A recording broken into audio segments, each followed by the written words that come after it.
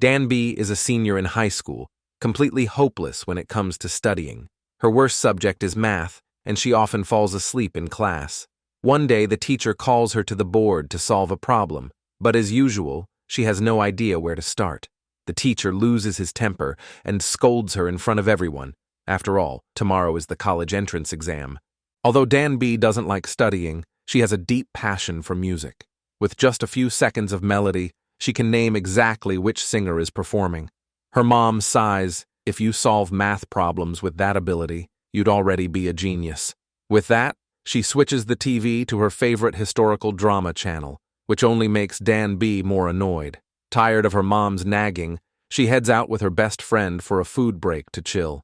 Unexpectedly, her friend is equally anxious, fearing that if she messes up tomorrow's exam, everything will be over. Danby doesn't understand why one single test should decide a person's whole life. Still, she silently wishes she could just disappear. The next morning, Danby oversleeps and rushes out the door. Her mom tries to stuff breakfast into her bag, but finds it already packed with snacks. Danby quickly explains it's her secret stress relief trick. Her mom shoves breakfast into her bag and keeps saying, "Come on, you got this. Just do your best." But honestly, that only makes Danby more stressed out. She spends every minute reviewing until she finally reaches the test center. To make things worse, she left her umbrella on the bus and now has to run through the rain. As she nears the school gates, a wave of anxiety hits her. All she can think is, what if I fail? Overwhelmed by fear, she runs away and hides in a nearby park. Soon after, her friend texts her, asking why she hasn't shown up for the exam. Danby doesn't reply. Instead, she quietly prays, "Please, just let me disappear. Just this once." Suddenly, a deep drumbeat echoes from a distance. Following the sound, she walks to a small puddle and cautiously dips her foot in, only to realize it's bottomless. The next moment, she witnesses something unbelievable. A group of people dressed in ancient robes gathers together, seemingly performing a grand ceremony. It's said that it hasn't rained here for 3 years, and the nation is on the brink of collapse. Just as everyone thinks the rain ritual has failed again, dark clouds suddenly cover the sky. The high priest shouts in joy, "Heaven has heard us! Joseon will finally receive its blessed rain." Meanwhile, Danby jumps into the puddle without hesitation, but instead of dying, she emerges from a giant water jar, miraculously entering another world. Confused, she looks around and asks if they're filming a historical drama. The king is startled by her strange behavior and shouts, "Are you a human or a goblin?" Panicking, she blurts out, "I'm just a high school senior," but the king mishears it as eunuch and mistakes her for a male assassin. He immediately orders his guards to draw their swords and surround her. When one blade slices her hand, she realizes, this isn't a dream. She's really time-traveled. Just then, the priest rushes forward and shouts, "Stop! She's the angel sent by heaven to end the drought." Hearing this, Danby suddenly remembers the historical drama she watched last night. Thinking fast, she raises her hands and shouts, "Let the rain fall." Everyone immediately kneels and repeats her words. But when they look up again, Danby has already slipped away and hidden inside the dressing room. She quickly disguises herself as a minister, but somehow ends up joining the royal morning assembly. The king announces that he will abandon superstition and use science and mathematics to save the nation from crisis. One minister immediately objects, claiming it's blasphemy that will only bring ruin to the kingdom. He insists the drought is heaven's punishment, and the only cure is for the king and queen to consummate their marriage. In truth, that minister is the queen's father, secretly plotting to seize power. While everyone is distracted, Danby sneaks out of the hall to look for her phone, only to be caught again. While waiting for the king, she guesses that maybe if it rains, she can return to the modern world. But the king says it hasn't rained for 3 years, which shocks her. Moments later, a sword is pressed against her neck. The king studies her strange clothes and concludes she must be a spy from a rival nation. So he immediately orders her execution. Panicking, Danby shouts, "I'm just a student from the future. I came here by accident." She tries to prove it by talking about history, but no one believes her. In desperation, she blurts out, "I'm a mathematician." Intrigued, the king tests her with a Pythagorean theorem problem, giving her 2 days to solve it. At first, Danby can't read the ancient characters, completely lost. But when she realizes it's the Pythagorean theorem, she solves it in just 5 seconds. The king is stunned. After all, 6 of his top scholars couldn't solve that problem. He promises to let her go if she teaches him math. And to sweeten the deal, he offers her a gold bar. Danby freezes on the spot, unable to believe what's happening. Just 2 hours ago, she was at the bottom of her class, but now she's the smartest person in Joseon. Knowledge really does change fate. From that day on, Danby disguises herself as the king's personal attendant, teaching him mathematics. To her surprise, the king doesn't even know Arabic numerals, so she starts from the very basics: numbers, addition, subtraction, and eventually multiplication.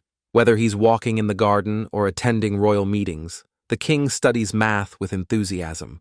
But for Danby, life is far from easy. She's constantly sleep-deprived, wakes up early for lessons, and barely has time to eat a decent meal. Before long, the two are set to have a math showdown. With the music building in the background, the air grows tense.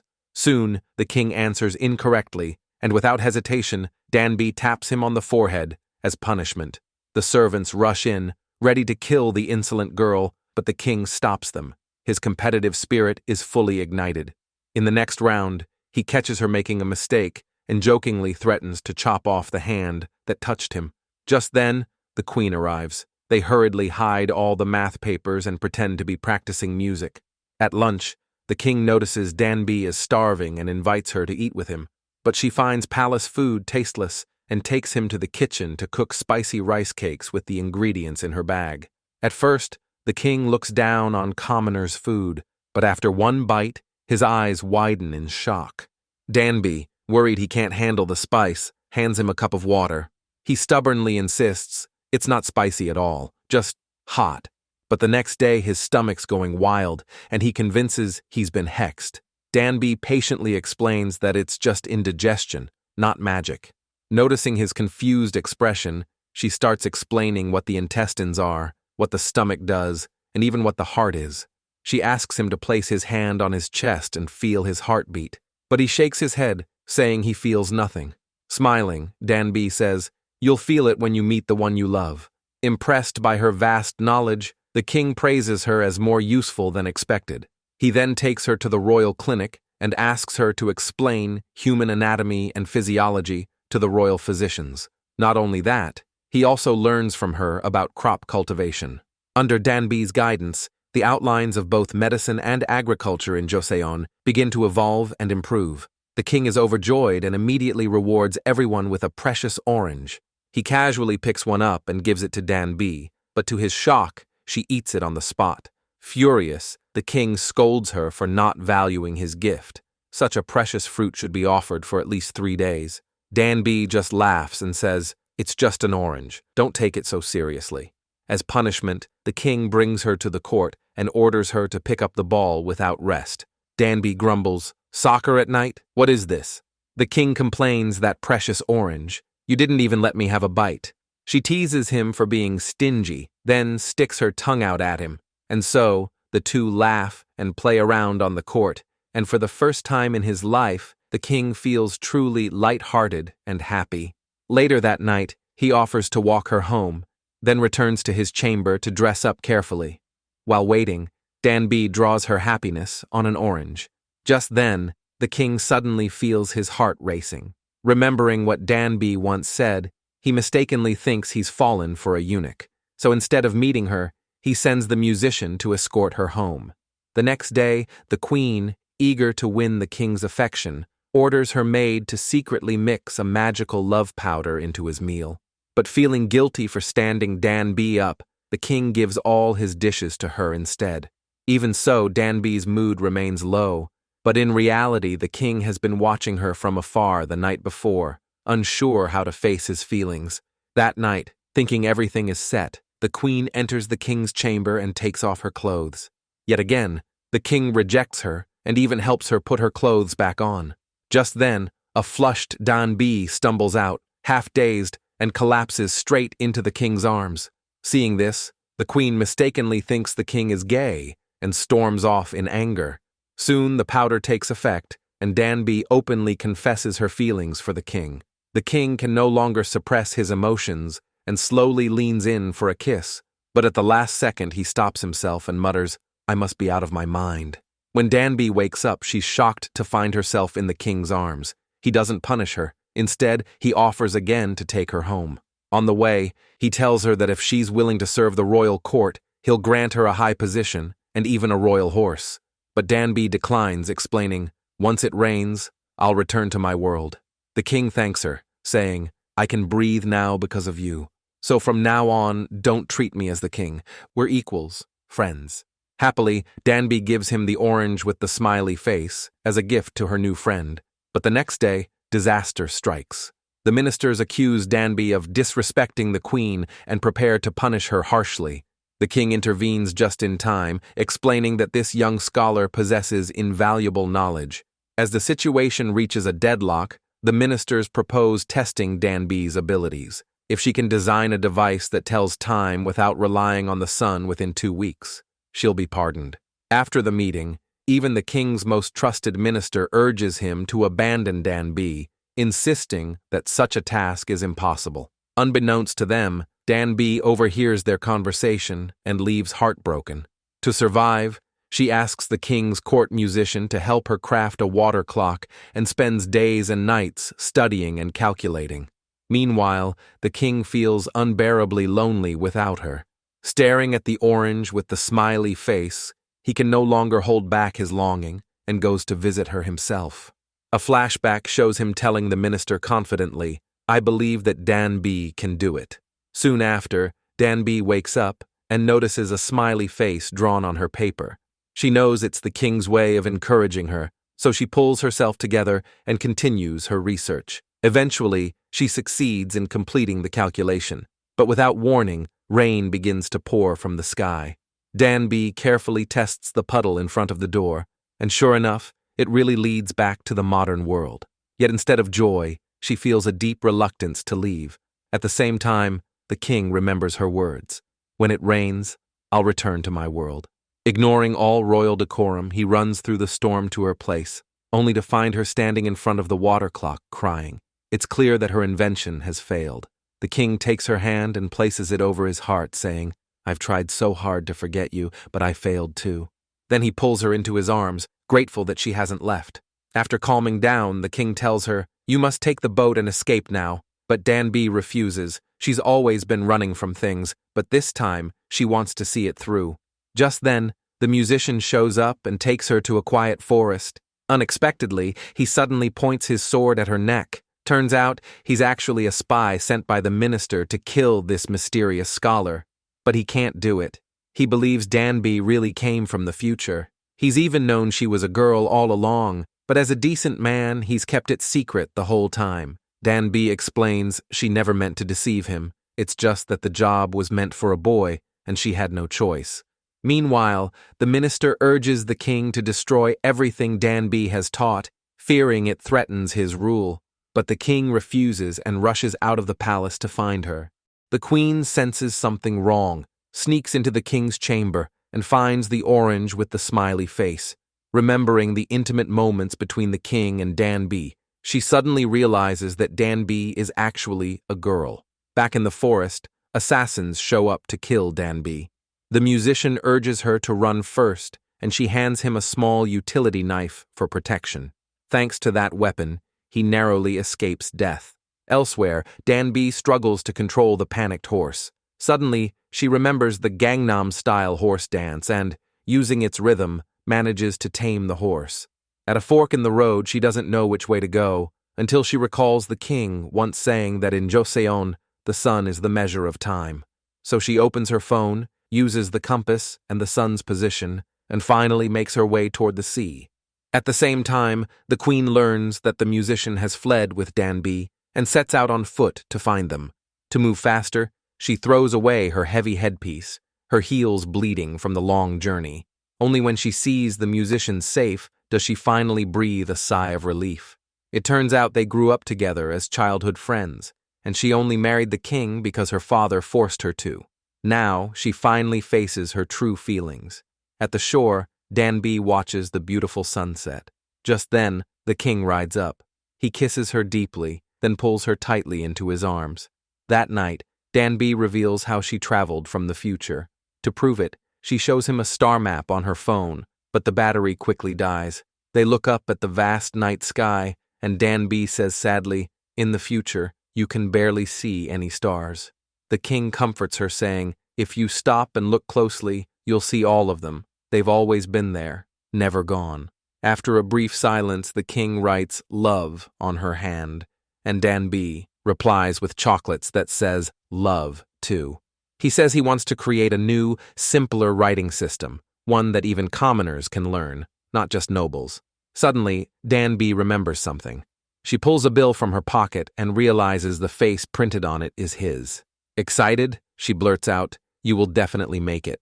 Then she hesitates, wondering if she should ask him for an autograph. The king takes a bite of the chocolate and marvels at how delicious it is. Danby, she wants to offer him more snacks, but suddenly recalls they were all packed by her mom.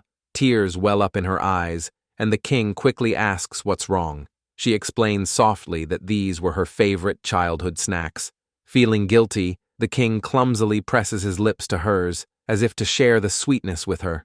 The next day, Danby washes her face by the river and notices piles of algae clogging the water flow. She immediately realizes it's what slowed the flow and ruined her water clock design. She rushes back to the palace, redesigns her invention, and finally perfects the clock. The king holds an emergency meeting, announces that Danby will be forgiven, and granted an official position. But the ministers are furious, insisting she should be banished or even executed. The king refuses to change his mind, and secretly continues studying math and geography under her guidance. Later that day, Danby visits the royal kitchen and catches the queen sneaking food in the corner. It turns out her father forbids her from overeating, afraid she'll lose favor if she gains weight. Feeling sympathetic, Danby cooks her a bowl of instant noodles to share. The queen takes a cautious bite and instantly falls in love with the spicy, rich flavor. She gradually lets her guard down around Danby and even shares her design sketches. She confesses she wants to color it like the starlight, but can't figure out how. Danby suddenly has a brilliant idea. She modifies the drawing and holds it up toward the night sky. In an instant, a sparkling, starry dress appears. The queen is delighted with the unique design. She even asks the queen dowager to grant Danby a reward. Meanwhile, Danby takes her first bath in the ancient world, then changes into a beautiful dress. She looks utterly confused, having no idea what's going on. A maid tells her she'll be spending the night with the king. It turns out the queen dowager has officially named her a concubine. Panicked, Danby runs away and hides in a side hall, but the king soon finds her. He grabs her arm and pulls her into his chamber. She struggles and cries, "You said we were just friends, and I'm only 19. The king teases, "If you're 19, you should have 3 kids by now." Then he pulls her close and says softly, "I've known you were a woman all along." Turns out, when he took her home that day, he caught a boy calling her Nuna. He didn't reveal it earlier because he wanted to be closer to her. Still wary, Danby keeps her distance, and the king reassures her softly, "Don't worry, I'm not going to eat you." He explains that his mother is stubborn, so hiding here is safest for her. Before leaving, he can't help but compliment her. "Today you look pretty." That night, neither of them can sleep. In the dark, the king whispers, "The next time it rains, don't go." He admits that at first, he wanted her help to rule and achieve his dreams, but now, none of that matters. All he wants is for her to stay by his side. Danby feels torn inside, unsure of what to do. The next day, the musician can't help but ask Danby, "Are you sure you want to go back?" She admits she's afraid of pointlessly influencing history, but she also misses her mom and her friend deeply. Now, even she doesn't know what her heart truly wants. She sits alone in the corner, lost in endless confusion. After a while, the queen suddenly appears and says that someone is expecting to see her. That person turns out to be none other than the queen dowager. The moment Danby sees her, tears well up in her eyes, because the queen dowager looks exactly like her real mother. Startled, the queen dowager gently holds her hand and tries to comfort her. That night, Danby visits the king's new astronomical system, something she personally helped design. It can accurately records both dates and months. The king then invites her to his study to show her another great invention, a brand new writing system. made up of 28 letters, designed to make reading and writing easier. He declares that anyone, no matter who they are, can learn it if they wish to. Danby is astonished. She is witnessing the birth of history. The king takes out a hairpin and gently places it in her hair as a symbol of their marriage. He asks her to stay by his side and never leave. Tears fill Danby's eyes as she replies, "I want to go back. My mom is still waiting for me." Softly, the king says, "Then meet her and come back, or the three of us can live here together." Danby shakes her head, then she takes off the hairpin and hands it back to him. Losing patience, the king tells her to do what her heart wishes. Heartbroken, he walks away, leaving Danby standing there alone. Suddenly, an assassin strikes her on the head and stabs her in the stomach. To make matters worse, the entire study bursts into flames. Half-conscious, Danby tightly grips the hairpin in her hand. When the queen learns of her father's conspiracy, she rushes to warn the king despite all opposition. The king risks his life and rushes into the flames. Only then does he realize that keeping her by his side will only put her in danger. The next day, the king scolds the musician for his incompetence, saying the bomb disappeared last night.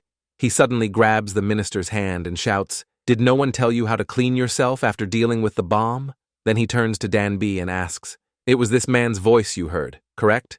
She nods. It turns out the book in her bag blocked the fatal blow, and she clearly heard the assassin's voice. The king cannot believe that his most trusted minister would do such a thing. The minister kneels and argues that if the new language spreads, young people will dare to develop and share their own thoughts.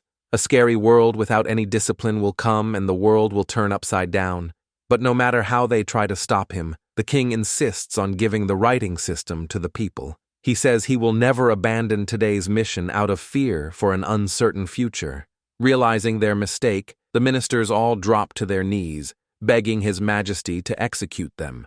Afterward, Danby hands the history textbook to the king, telling him that his dream will surely come true. He is astonished. Everything was supposed to have burned, yet a copy still remains. Only then does he truly believe she comes from the future. Danby thanks the king on behalf of the people, but he sighs and says, "I don't think this can maintain my dream." Then, with deep affection, he adds, "My dream is you, but I can't stand seeing you unhappy here." Just then, the sky turns gray and rain begins to fall. Both of them know the time for farewell has come. Danby returns to her place and says goodbye to her friends. Then the king accompanies her all the way to the very end of the land, stopping only when they reach the sea. There, they share one last beautiful memory. He pulls her into his arms and kisses her tenderly. Finally, he lets go and silently vows that no matter how much time passes, he will find her again someday. Moments later, Danby emerges from a small puddle in the park, returning to the modern world. She looks around and realizes only a few seconds have passed. So she rushes to the exam hall, where the teacher is still waiting. The college entrance exam has just begun. The first question on the history test reads, "Who helped King Sejong with his inventions?" The answer is the very name the king once gave her, Jang Yong-sil. That strange experience wasn't a dream to her, it was a piece of real history. When Danby gets home, she throws herself into her mother's arms and hugs her tightly. This journey has taught her to cherish the people around her and the life she has now. Still, every time she sees a puddle, she thinks of that king. One day, as she steps off a bus, rain suddenly pours down. Then an umbrella appears above her head. The man holding it looks exactly like the king. He smiles and says, "We've met before, a long time ago."